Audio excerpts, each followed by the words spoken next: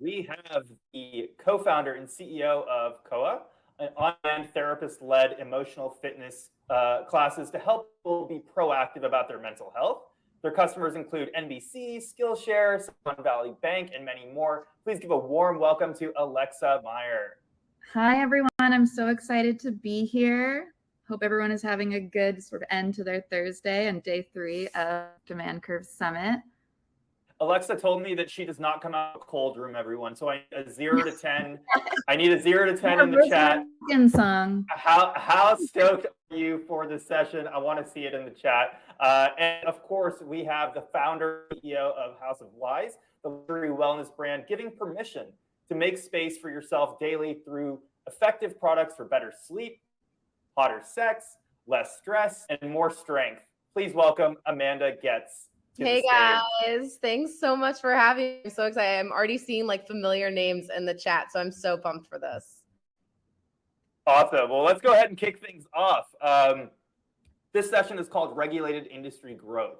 So let's just take a step back. We're going to start with some high-level questions about regulated industry growth, and then we're going to get progressively more practical as the session progresses, and then we're going to have audience questions towards the end. So first question, I'll start with you, Amanda. What are these industries that we're referring to when we say regulated industries, and like, what are the kinds of restrictions that we're talking about that make them hard to grow in? Yeah, so for those that don't know, I operate in the cannabis industry, and I would categorize all regulated industries as where you have barriers to entry, whether it's through payment processing, paid advertising, even UGC, what you can and cannot show. It really does impact. So things like psychedelics, sex, sexual health and wellness. For those that don't know, like I cannot actually run paid advertising on anything that's an ingestible. We cannot work with influencers and show them eating our gummy, or they can get banned on Facebook, on TikTok, etc. So there are so many, I call them landmines, that you can step in, that you learn along the way. But these regulated industries all kind of, are together and operating in this kind of building a brand outside of the traditional last 10 years, which has been, pay for the top of the funnel, all performance marketing, lower that CAC. So we're operating in a very different scenario. Yeah, I really heard some entry like payment processing, paid ads. You can't run paid ads like all the other companies out there. When you're leveraging UGC or influencers, there's a lot of limitations about what they can and can't show. Alexa, do you have anything to add to that definition? Yeah, I think at a higher level, I see this as like anyone trying to innovate in an industry that wasn't originally built with technology in mind, right? Or brand new categories. So we've seen that the world has changed, obviously, really rapidly with technology that has made it possible to bring new products to market and engage with customers in new and interesting ways. But it's regulated in such a way that like the regulation has not caught up to accommodate for the technology and innovation that can happen on really traditional industries.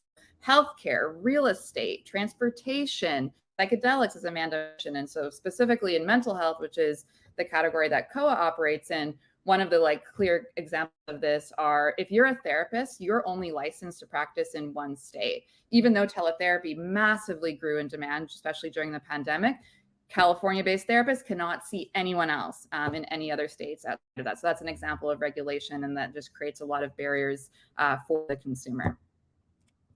Yeah, Alexa, could you tell me about a problem or a time where you were dealing with a company and it's just you hit that wall, you hit that like regulated industry wall, and what you did to go around it, over it, or just entirely ignore it?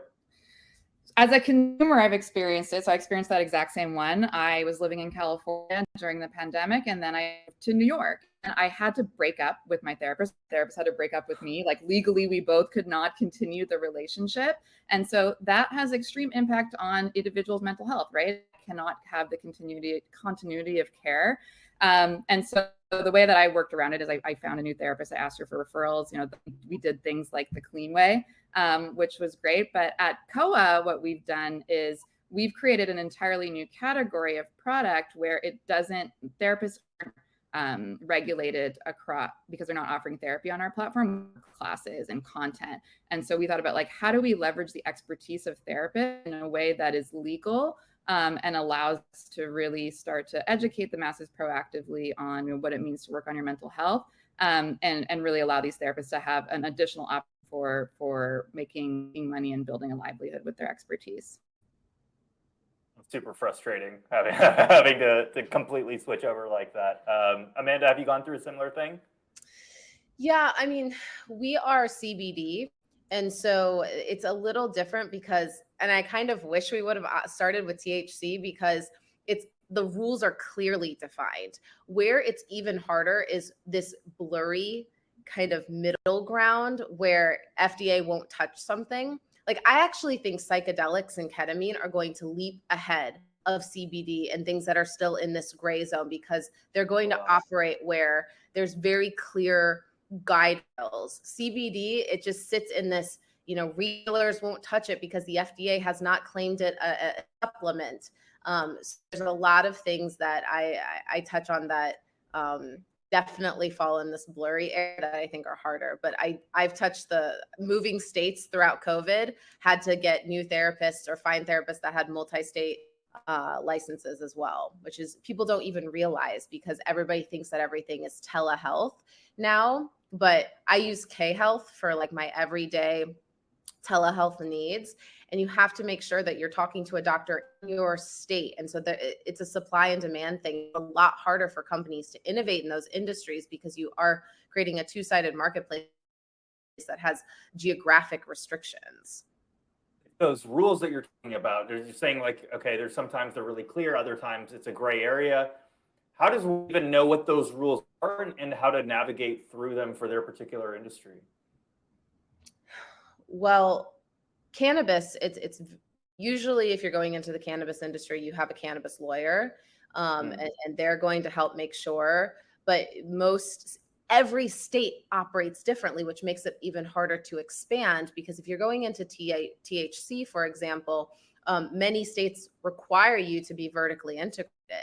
And that is really hard, especially in today's environment. It's already hard to raise capital, but even harder if you're in a vice category.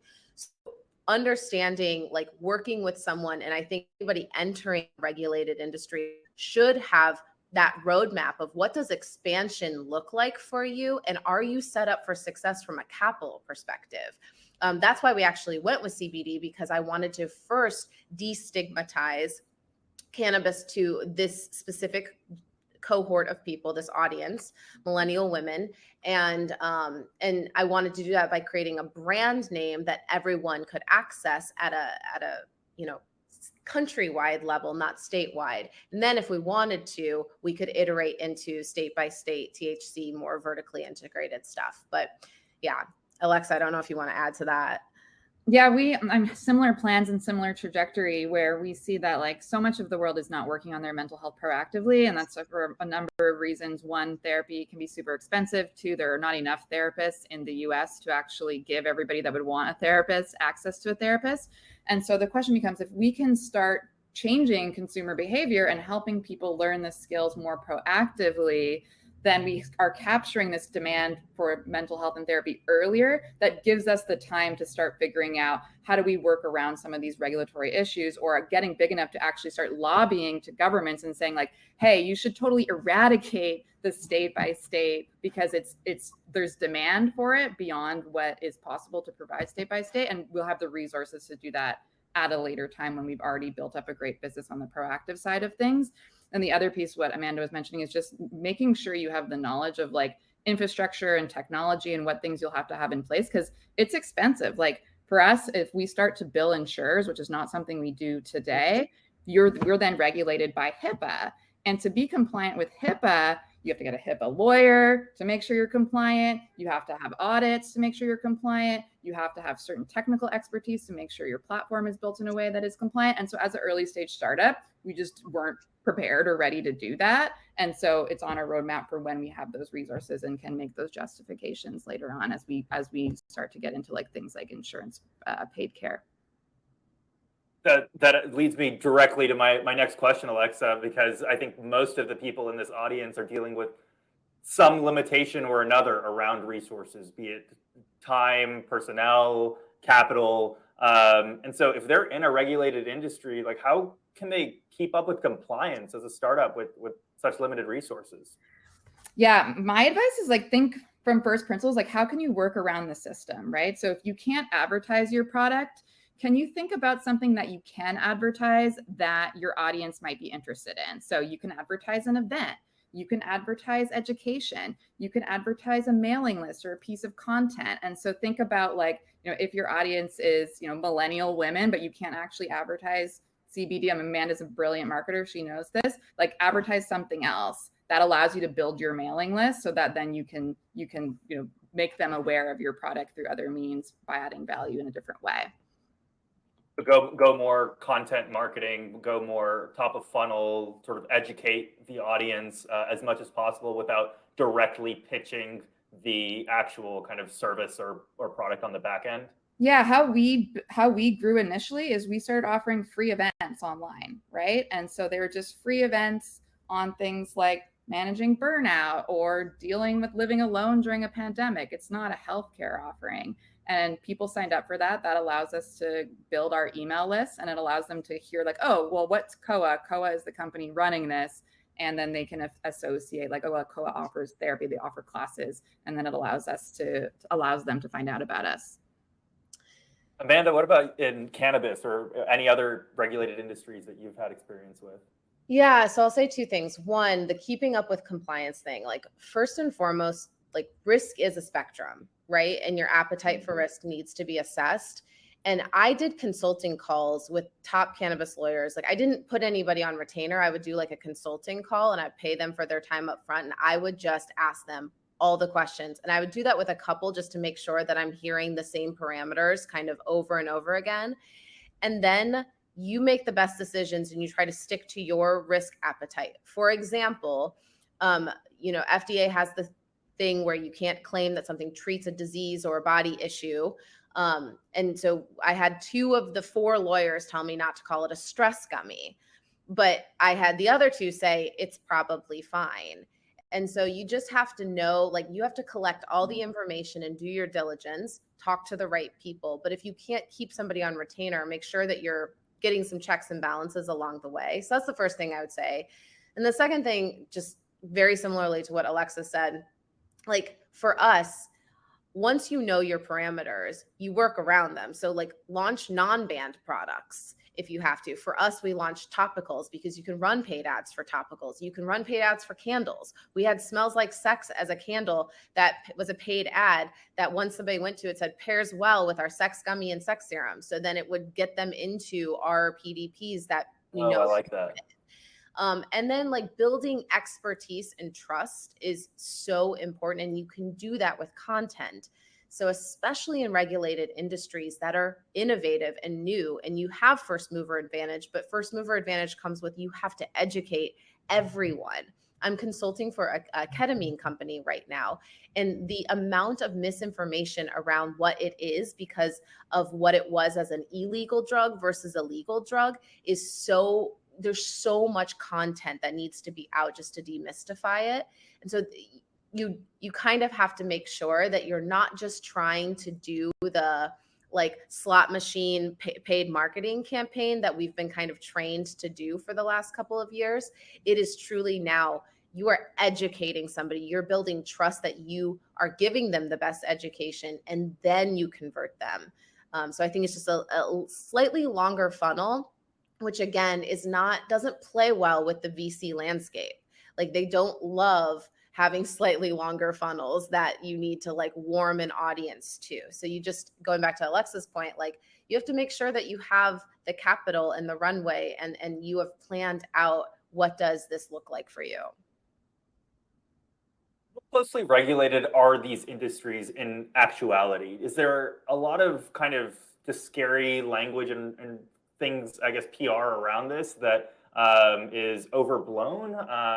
Like for an example, the supplement industry, technically regulated, but it doesn't seem like it's regulated all that closely. And I think that there are tons of non-compliant supplement brands that never actually get in trouble. So I'm curious how you think about that. So for supplements, 100%, there's so much like out there that is not regulated. For me, cannabis, it's less about the big scary FDA like notice that you're going to get. It is truly in the, oh, I can't use Shopify Pay because they are associated with Stripe, right? And Yeah. they don't allow cannabis. I can't use Clavio, choose your tomato. I can't use SMS because the SMS provider doesn't allow cannabis. So it's truly it's not necessarily in this big like boogeyman in the closet FDA. It is these like VCs, like if they have vice clauses because of where they take money in the world, like you don't realize that there are these like little plumbings of like regulation that really does create so much headwind when you're trying to build. In the healthcare space, it's also like, it's not like a big provider, big regulator is like literally going and looking at every single startup. Usually they only start paying attention until a company gets quite big. And then if you haven't built to be compliant with those regulations, that's when you're going to get your slap on the hand once you're a lot bigger. If we think about other industries, like that's what happened with Uber and Airbnb. They were breaking a lot of rules around traditional regulation in the transportation space and in the real estate space.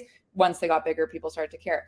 In mental health, though, it is regulated at like a federal level, but also at the individual level. So therapists have licenses that they have to uphold, and they are bound to a certain set of rules. And so if you're building a platform that therapists are a part of, either because they're a provider offering therapy through your platform and you're helping them with payments or helping them connect with patients, or in our case, we actually have therapists that are teaching classes on the platform, we have to make sure we're doing everything that allows them to stay compliant with their licensure. Because if we're not doing that, then that's gonna break trust with the individual therapist, which is not good for COA, and it is not good for our customers.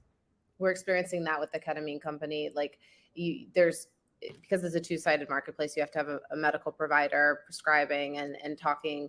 And so it is really, really like there's that risk associated with growing that part of the marketplace. Mm-hmm. What you said, Alexa, reminded me of that Paul Graham quote where he says, like, startups often have to do slightly devious things. And, you see Uber, regulations, Airbnb, it was really kind of, it's like a part of their story now that they've done that. Do you, and I think, Amanda, you touched on this when you said risk is a spectrum here, but do you actually recommend founders try and push boundaries or play it safe? I would reframe those two binary things. Yeah. In that you make a risk assessment and you collect all the information you have at your disposal. Then you ask yourself the other questions, because usually it's like how to grow is like the question people are figuring out. But if you start asking yourself questions that are not in that frame of mind, it's like, how do I talk to more people? How do I gain more trust? I think the answers come within the right questions that you're asking. And you can do things you'll find that you will be more creative in your channel strategy when you ask different questions. It's not necessarily, is this risky? It's just like, how do I grow a company? And I do think part of it is conviction in what you are bringing to people, as like, this is going to help people. I know it helps people. We have other countries that have medical studies that show we finally have an epilepsy drug that is FDA approved that uses cannabinoids. Like, I know that this is good. But I think having the conviction for the thing that you're doing, like Alexa is doing so much good with what she's doing. So I think part of it has to be you are convicted in what you're building. You know it's doing a greater good. Thus, you can push the boundaries of what is going to work. And then the second thing I was going to say is, many people who are successful in innovating in these industries actually end up being the category creator for retail, for government, for look at blockchain, there's lots of different things that you can point to say, like Maud and Dame, they got sex toys into Sephora, mainstream beauty retailer, because they helped like destigmatize, but also educate the retailer on a category creation. And I think that that's where, rather than like calling it pushing boundaries or playing it safe, it's like, how do I put my stake in the ground that this is a thing that needs to happen, and I'm going to take us all there. Yeah, like if you're standing for something, it actually that matters enough to take on that risk, then the equation becomes very different. It's not about pushing boundaries or playing it safe. It's about how can I bring this new way of being in the world, and in the context of like, the current state of restrictions. Yes. Alexa, do you have anything to add to that? I think all that was on point and really well. I think summarize, it's like deviation with integrity. So it's like always have like integrity as your core lens, your core hat that you're wearing and you're thinking about navigating around regulation. Second thing that we did, this was more tactical, is we did talk to a lawyer at the onset of COA, and we talked to our lawyer constantly when we're bringing in new products, and we're like, help us interpret these laws. Like, because sometimes as a layperson reading some of the regulation, they may seem scarier than they actually are. And a lawyer can help you navigate like, oh, well, yeah, this specific thing is not allowed, but like, if you did this, technically this is fine. And so that helps bring a lot of clarity to us on what we can and cannot do, and then help us make smart, calculated decisions. Deviate with integrity. I like that. That's a great structure. Let's switch gears a little bit. Let's get tactical here. So what really are the main levers for growth in industries where you maybe can't necessarily run paid ads directly to like a landing page that sells a product? Amanda, yeah, let's go. Okay. I'll the way I think about our three levers are, I like alliteration, I'm a marketer, but community, content, and commerce. That we sit at the intersection of all three of those. You can't build one with the other. And community, I launched House of Wise in 2020. The role of community has definitely iterated throughout the pandemic. I think that people had a huge sense of or heightened need for community in a very, very high touch way during the pandemic. And now people have gotten burnt out from digital. And so how do you continue to like evolve what community means? But so community is one, and we can talk about that more. And content, there was a reason why we had the founders of Pop Sugar lead our round, and we brought on our editor-in-chief from Pop Sugar. And it was really, really important that we almost were building a media company at the same time as an e-commerce company. And I wanted, like, I have these grand plans of one day having like a magazine that people, I think print is going to come back because people are getting so burned out from digital. And so building a media company, and I marketing at the Knot for 5 years. And that was the 22-year-old SEO giant in the room that no one could take down, because they had established the credibility in that field of like, their studies, their trends were always the ones that everybody looked for and looked to. And so how do you create that trust over time with your community and your content tentpoles truly? Building a media company, not just an e-commerce brand, and the kind of the alliteration, the 3 C's I caught were community, content, and commerce, which, yeah, we can certainly explore further. So what are the main levers for growth that you typically look for? Yeah, I don't have the great alliteration like Amanda did, but I have some similar tactics. So I've 3. One is what I said earlier, is work around the system with your product. So like, again, if you can advertise something that is adjacent but not your product directly, like content or education, you can still run paid ads, just run it on something different. The second thing is community. And the way that we think about that is think about it integrated into your product. So can you have a community-driven element within the product, or an event that people want to naturally invite others to? And if so, that's a really great way to incentivize word of mouth. So for us, it's like do a COA class with your romantic partner. We have a class on romantic partnership. You have to invite your significant other, and that doubles the number of people that are in a given class because someone's inviting someone else. The third thing that's worked really well for us is leveraging other people's audiences. So we think about like, who are we targeting, and what is a company that is a bit further along than us that is in an adjacent industry or adjacent category that has that audience where we can add value because they might want to offer something related to mental health. So an example, this is ClassPass. We partnered with ClassPass, and so they are a fitness company, but a lot of their consumers and their customers are saying, hey, fitness is great. What about mental health? COA can come in and say, hey, we'll offer your community a free class on emotional fitness, allows them to engage their community with something mental health, and allows us to get exposed to hundreds of thousands of people that we otherwise wouldn't have been exposed to. It's like such a cool matchup, by the way. It's like so not competitive and yet just logistic. It works really, really well together.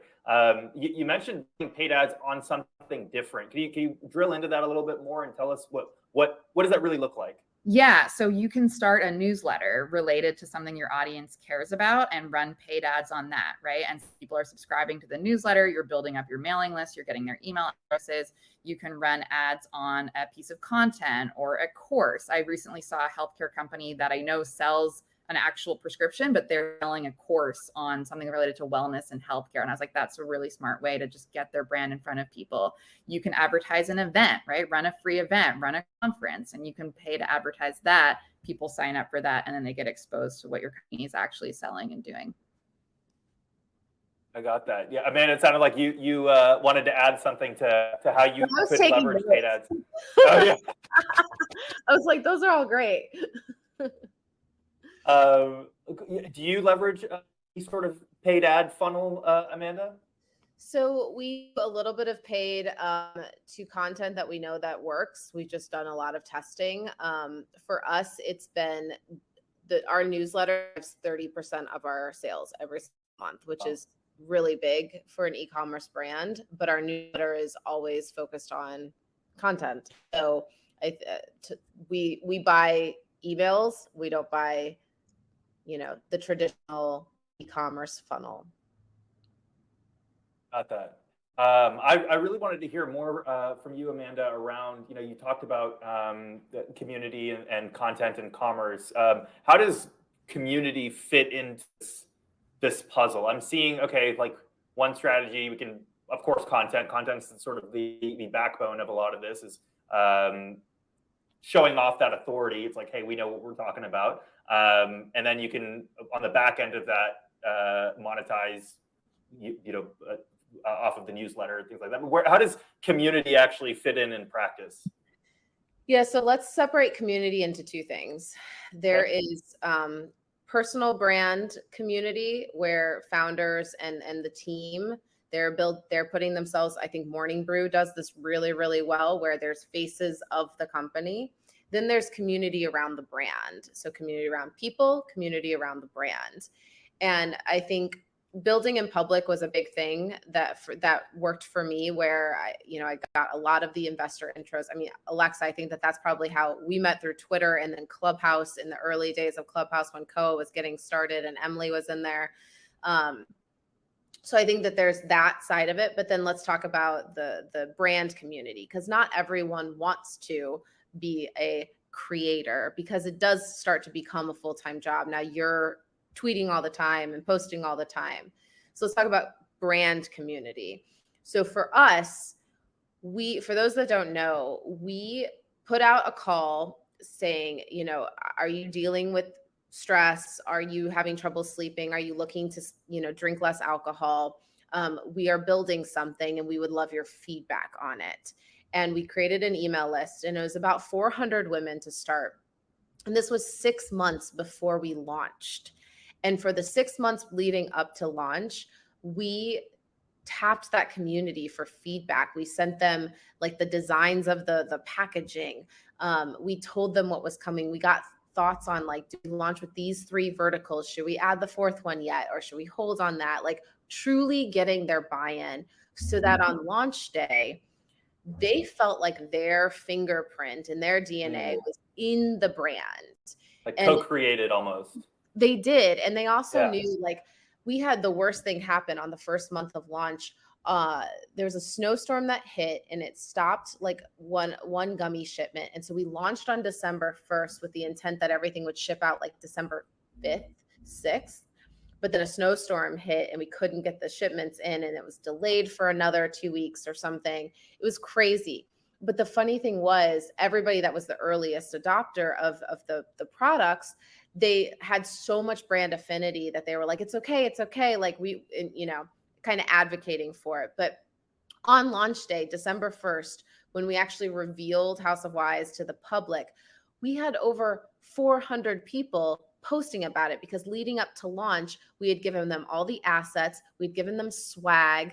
And so all of a sudden, out of nowhere, everybody's like, where did House of Wise come from? And we're like, well, we've been like for 6 months talking to these people. And then we turned all of them into micro affiliates. And so for those that don't know, House of Wise is named after Brownie Wise, who is the woman behind the Tupperware party.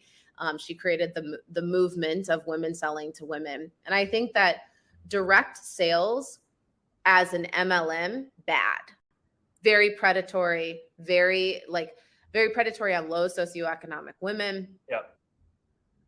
Direct sales as micro affiliates on steroids, good. And so I think people are really, really don't know how to like find the Venn diagram of those two things. And I really wanted to operate in that, because there's lots of things that MLMs do really well in terms of building community that you can learn from without creating a pyramid scheme where, people have to recruit people to join a team. It's truly micro affiliate strategy, which has been around for decades. And so figuring out the right way to incentivize your brand ambassadors is super, super important. Yeah. Alexa, you had talked about community integrating into your product and event itself. I'm hearing a lot of overlap between maybe what Amanda is talking about and maybe what how you envision that. Love to hear some more context. Yeah, before Koa launched, we did something very similar to what Amanda did. Is we built our community before we were even public, and so we did free classes, we did free events, and the people that were showing up to those were the people that were giving us so much feedback along the way. So we called it like our super emotionally fit beta group. And when we launched, there was like 1,000 of them that had already experienced Koa, had given us feedback, allowed us to iterate. And so similar to what Amanda did, they were just very excited to scream from the rooftops once we were finally available to the public. The second thing is most of our product is a live class. And inside of those classes, part of what you're doing is you're in breakout groups with other people who might be dealing with a similar challenge. So our most popular class is around new leadership. It's called the Emotionally Fit Leadership classes. And so you're actually building community while you're using the product. You're getting to meet other people, you're getting to connect on similar things. And we noticed people started connecting outside of Koa after class and like meeting up in person, scheduling their own happy hours with each other, Koa people that were in Chicago or in New York. And so it's like, how do we continue to encourage that and incentivize that where people can kind of meet up with one another? But the other piece of this is when you're working on yourself and you're improving your mental well-being and you're improving your confidence and your sense of self, people naturally want to tell others in their life to do the same.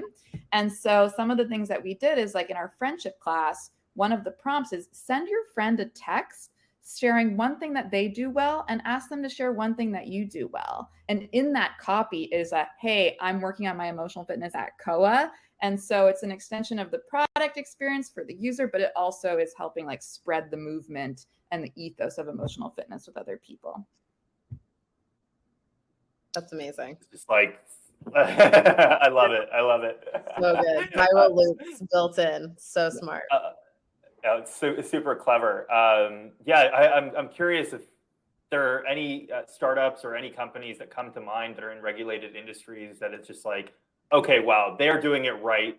Let's pay attention to that. That's maybe not the playbook, but a playbook on how to approach regulated industry growth. For either of you, if an example comes to mind. I mean, I think I've said a few, like, I look to Prima and Dame. I think that they've done a really great job raising capital in a very, like, before wasn't even a VC category until like 3 years ago. And then I would say in the CBD world, I look at Prima a lot. They've been around longer than us, but they're actually working with top retailers to create like what makes a CBD product. 'Cause there's so many CBD products on the market, and which ones are good, which ones are just, really placebo effect. And they're writing the rules with the major retailers, and they're going to break this category open for us. So those are the ones that I think about. Yeah. Alexa? Yeah, I think a lot of the companies that are doing the best work in this space are like, they're taking it slowly, right? And they're playing the long game. And so when I hear Amanda talk about Dame, like, they've been in market for a long time, longer than people realize, and they couldn't they're based in New York. They couldn't advertise on the subway until just recently. And their founder just played the long game. It's like, how else can I get this out there? And then finally, once you get that demand and you focus like intensely on your customer, satisfying your customer, having a very high NPS, growing that demand, then finally the Transit Commission in New York was like, yeah, okay, we're going to approve and we're going to allow you to advertise, because obviously the consumer population wants this. And so it's like, how can you be, play the long game and have the ability to do that, but also be strategic about like, what do the regulators really need to see so that I can convince them that this should no longer be a regulated thing, right? And so the founders that are thinking about that and thinking of what narrative they need to tell of 1 year from now, 2 years from now, 3 years from now, are the founders that are doing it right and will be successful in eventually dismantling those regulations. Got that, yeah. Are there any sort of underserved or appreciated opportunities in regulated industry growth that you feel like, folks, they're not even looking at this right now? I'm curious if any come to mind. Wait, say it again. Like. Yeah, like what are sort of the I would say underpriced opportunities for a regulated industry growth?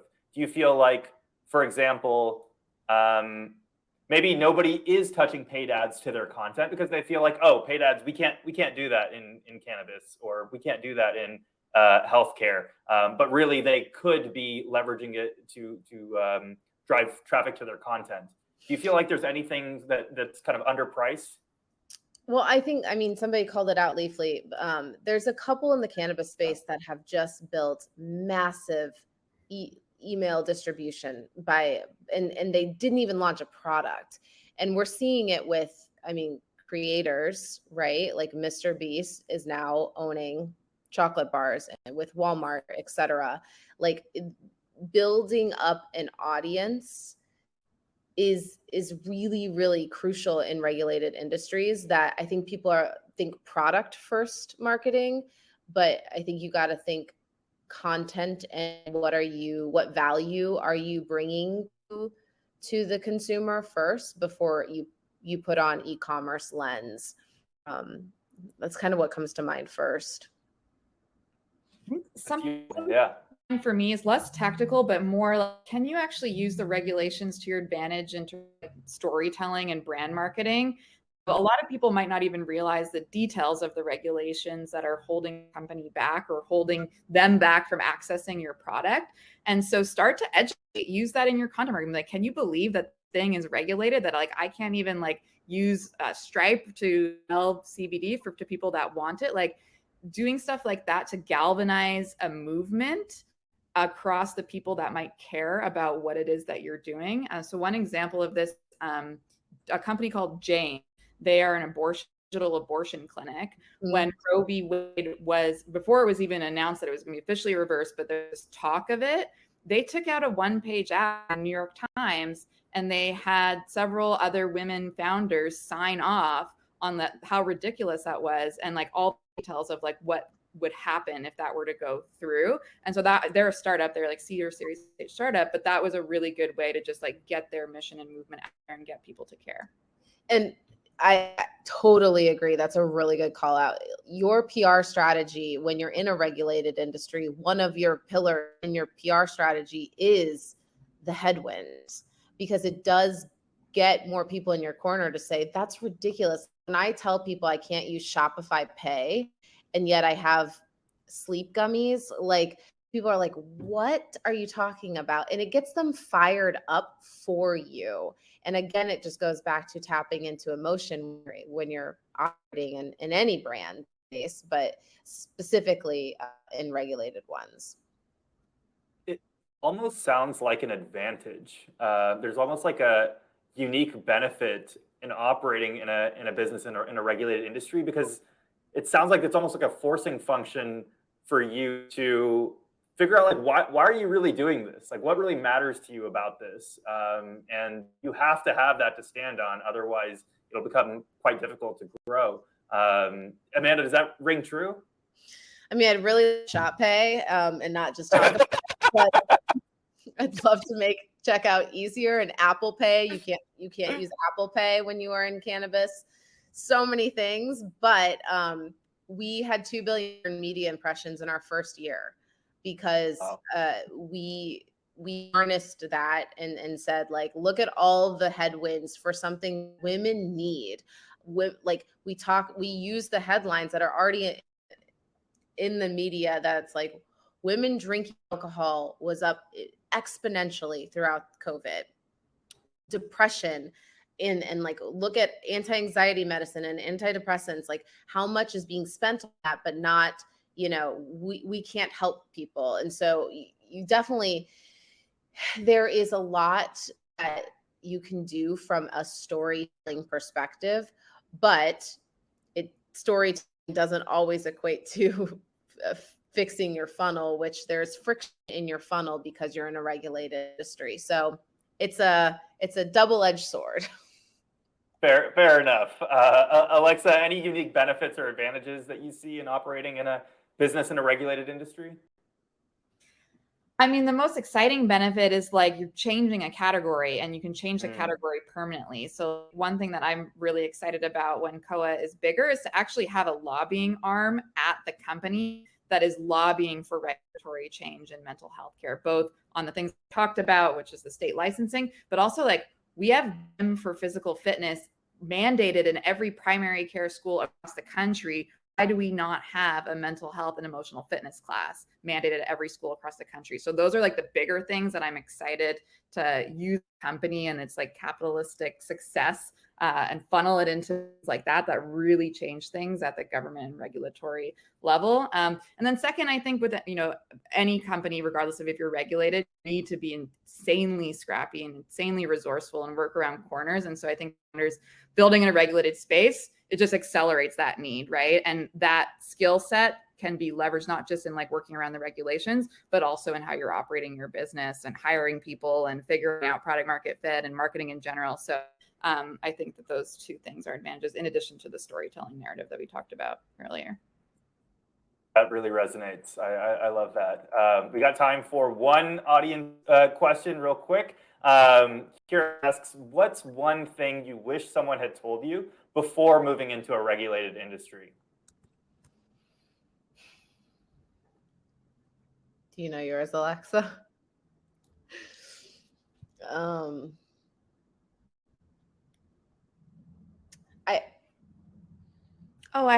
I think that this is going to be just like really scrappy, but we paid for a lot of specialists like lawyer fees at the beginning because we were being like overly cautious. One thing that you can do is just like call lawyers and get like consulting, like onboarding as a client potentially, but the rate can be a lot cheaper. So we spent a lot more than we needed to at the beginning on like really specialist lawyers that really like a generalist lawyer was able to like some of the insight, or just talk to a specialist lawyer for like half the time that you need to. It's really specific. So they charge by the second. So being able to get like really specific in your questions when going in, like you can do a lot of research before you talk to a lawyer, and you can probably cut down your time from like an hour, half an hour. That's a good one. I would say two things. One, whatever you think your runway is, cut it in half, because you run into things that you don't expect that take longer. So always, be very conservative. and also in regulated industries, you don't know where your next check is coming from or when it's coming.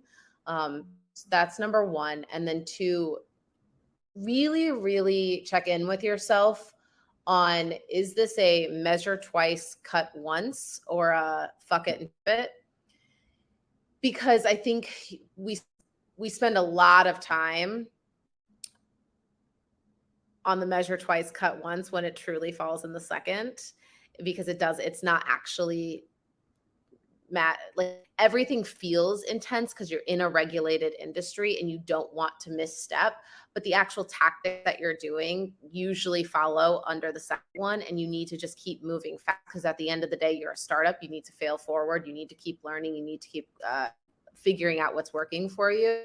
So I think people sometimes kind of like go into analysis paralysis a little bit. That is very, very good advice. I feel like there was a wealth of information. This is, I think, one of the topics that I knew the least about of all the different things I've over the last few days. So I feel like I've learned the most from this session. So really, really appreciate y'all taking the time. If there's one thing you want to leave the folks home with at the end of today's session, one sort of key takeaway that would make the I guess the value of spending this time together worth it, what's one thing that you'd have folks take away from this session? Beyond just like taking a COA class and pop stress gummy. Doesn't have to be. It's, that could be it.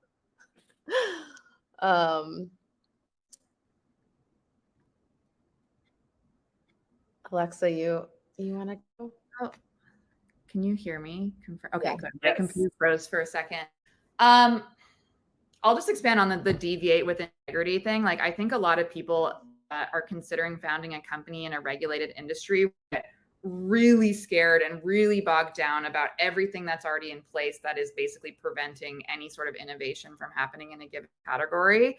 But what I would suggest is, like, don't let that fear like stop you from just like being creative and trying things and finding workarounds where you can. Because I think, to me, legal language seems a lot scarier than it actually is oftentimes, especially if you're reading it as a layman person. So just like start somewhere. Like COA literally started as an event. That's it. It was like a one event. It was in person. It was at a WeWork. It had therapists there. It had a class there. And like, that was it. It was just one thing. So I broke it down into small parts. So that's what I would encourage folks to do if you're feeling like overwhelmed. Love that. I would say use cap table wisely and then push them. I think the writing a check is one thing. The people on your cap table should be going to work for you. And I think I've been very, very fortunate with the people that are on my cap table, that they make introductions. They are on the phone talking about us to partners.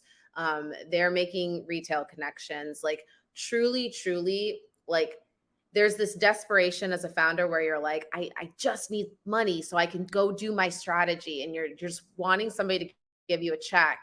It's like, no, find someone who's going to go to work for you, because that can be an extension of your team, an extension of your brand ambassadors. So I think like truly don't just use somebody as a check writer.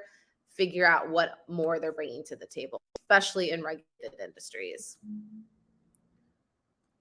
Thank you. There you have it, folks. That is the regulated industry growth session. Be a pioneer.